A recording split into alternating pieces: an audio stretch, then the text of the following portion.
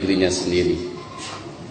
Kaum muslimin, hamba-hamba Allah yang kami muliakan, Ustadz Zulkifli yang tampil di depan Bapak Ibu sekarang, saya rasa tidak asing lagi, tapi mungkin masih dengan image yang dulu. Ini adalah Ustadz teroris. Ustadz yang diisukan sebagai Ustadz teroris ini sekarang sudah menjadi guru tetap di Mabes TNI Jakarta. Takbir! Sudah menjadi guru di beberapa Kapolda, sudah mengundang resmi dan memberikan kajian kepada jajaran kepolisian sampai ke tingkat jenderal-jenderal di pusat. Beberapanya sudah menjadi sahabat saya. Dan dari sana bocoran banyak tentang Indonesia. Saya akan ceritakan sebentar saja. Dari tangan para pakar-pakarnya, Ustadz yang dituduh sebagai teroris sekarang telah masuk Australia, Singapura, negeri yang pantang akan mengizinkan teroris masuk.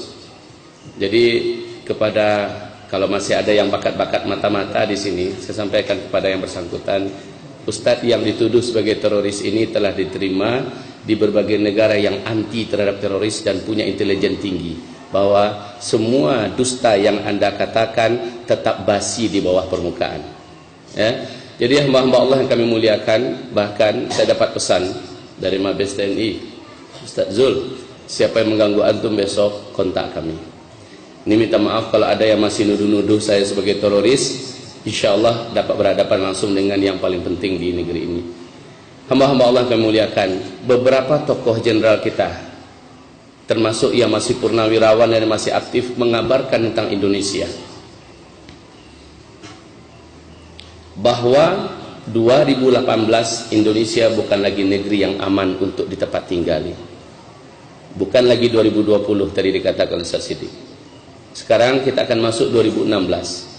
Seperti yang dikatakan Ustaz Siddiq, kebangkitan Kristen sudah tercanangkan di Indonesia, dan kebangkitan mereka persis seperti yang dikatakan tadi oleh bunda kita, bahwa akan kami jadikan Indonesia seperti Nigeria, mayoritas muslim tapi dipimpin oleh anak Tuhan.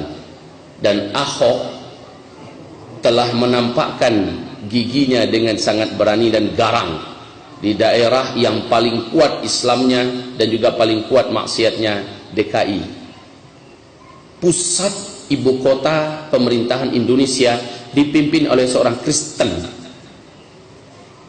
Kayaknya seluruh laki-laki yang ada di Indonesia ini harus disunat ulang. Kemudian kaum muslimin, program akan menjadikan Indonesia dipimpin oleh seorang Kristen ini benar-benar akan menjadi sebuah kenyataan, karena mereka terorganisir dalam skala dunia. Di segi kristenisasinya, seorang pakar misionaris yang memang seorang mantan misionaris akan menyampaikan hal ini secara lugas, vulgar dan tajam pada malam hari ini. Yang kedua, Syiah. Apabila sudah bocor agenda mereka 2020, agenda ini mereka percepat menjadi 2018. Sehingga akhir daripada 2013, saat pertemuan para alim ulama Ahlus Sunnah wal Jamaah di Jakarta, tokoh-tokoh besar kita dengan beberapa badan intelijen kita dari BIN di Jakarta Pusat, pada akhirnya disimpulkan bahwa sesungguhnya Indonesia akan seperti Suriah dalam 3 atau 4 tahun yang akan datang. Ini akhir 2013 mereka umumkan. Sekarang sudah berlalu 2014, 2015, 2016, maka start 2017 atau 2018 Indonesia akan seperti Suriah atau setidak-tidaknya seperti Yaman. Wal'iyadu billah. Kemudian yang ketiga, komunis. Inilah gerakan-gerakan internasional yang sudah terasah dalam revolusi, yang sudah terlatih dalam menumpahkan darah umat Islam di muka bumi. Komunis, kebangkitan mereka di Indonesia sangat masif. Hampir-hampir saja Jokowi, kalau tidak dengan tekanan yang sangat dahsyat dari para tokoh-tokoh kita, daripada umat, Jokowi hampir-hampir saja minta maaf secara resmi kepada komunis di Indonesia. Hampir-hampir saja sejarah komunis yang pernah dihidupkan dalam kurun waktu puluhan tahun di Indonesia dikubur hidup-hidup oleh Jokowi. Karena memang kaum muslimin yang kami muliakan, tidak ada yang dapat menyangkal siapa yang ada di belakang daripada Jokowi. Ini tentang komunis. baik kristenisasi, baik Syiah, baik komunis, tambah kaum liberalis dan pakar-pakar liberal, apalagi baru-barusan ini Siti Musdah Mulia begitu lantang dan lancang berbicara bahwa pendidik pondok-pondok pesantren di Indonesia tidak boleh lagi ada, baik yang dimiliki oleh Muhammadiyah atau yang dimiliki oleh NU atau yang dimiliki oleh pesantren yang lain, karena pondok-pondok pesantren keberadaannya itulah bibit dan biang daripada terorisme di Indonesia. Kemudian dia juga berkata, bahkan harus sekolah-sekolah yang ada di Indonesia pendidikan agamanya ditiadakan. Ini menjadikan seluruh ulama-ulama, pakar-pakar pendidikan Islam di Indonesia kebakaran jenggot dan mengatakan wanita sinting. Tapi kenapa mereka bisa bicara? Ditambah nanti Said Akil Siraj semakin gila, makin hari makin gila. Hamba-hamba Allah yang kami muliakan, kenapa mereka begitu berani berbicara?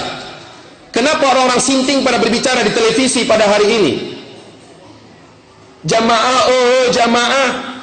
Ini pun dapat teguran keras oleh Majelis Ulama Indonesia, dan seluruh Ahlussunnah wal Jamaah minta agar beliau minta maaf secara vulgar secara terbuka di depan media, termasuk di tempat televisi. Saya dengar kabar dalam waktu terdekat jamaah jamaah ini akan minta maaf yang mengatakan bahwa urusan kepemimpinan tidak ada dalam urusan agama. Sudah ya? Masya Allah. Kaum muslimin, ini menandakan apa? Orang-orang sakit jiwa sedang memimpin Indonesia pada hari ini. Oleh karena itu, tim penyelamat Indonesia dari kalangan orang-orang yang masih cinta dengan Indonesia, baik dari kalangan TNI, dari kalangan Polri, tidak sedikit yang sekarang ini mulai bersatu, Ustaz. Jadi kabar gembira untuk kita. Jangan pikir pucuk-pucuk pimpinan itu tidak berpikir tentang keselamatan Indonesia. Mereka berpikir keras bagaimana akan menyelamatkan Indonesia ini. Bukan hanya para alim ulama yang bergerak bersatu sekarang, tetapi juga dari kalangan TNI dan Polri sudah mulai merapatkan barisan antar satu dengan yang lain. Maka rasanya Payakumbuh dan Sumatera Barat jangan ketinggalan kereta lah. Jangan hanya gara-gara satu PKS, satu Ikhwanul Muslimin, satu Persis, satu Muhammadiyah, satu ANI, lalu tidak mau merapat saf antara satu dengan lain. Itu sudah tidak laku lagi. Saya di Australia, Pak, Masya Allah, Masya Allah kaum muslimin. Saya lihat saudara-saudara kaum muslimin kita pedulinya luar biasa dengan Indonesia ini. Saat kedatangan kita ini, baik yang HTI-nya, baik yang PKS-nya, baik yang lain-lainnya, pada mendengarkan bagaimana perkembangan dan nasib Indonesia kita yang akan datang, mereka serius memikirkan Indonesia. Kalau kita memikirkan Indonesia dan memikirkan nasib bangsa dan memikirkan anak-anak muslim kita di masa yang akan datang, beberapa tahun yang akan datang, Indonesia akan negeri terpanas di dunia, mengikuti Timur Tengah berikutnya. Kita tidak menginginkan, tapi mereka menginginkan. Kita tidak suka keributan, tapi mereka menyalakan keributan. Kita tidak suka perang, tapi mereka menginginkan perang. Dan umat Islam paling anti diajak perang. Tapi kalau sudah diajak perang, pantang untuk mundur. Mereka akan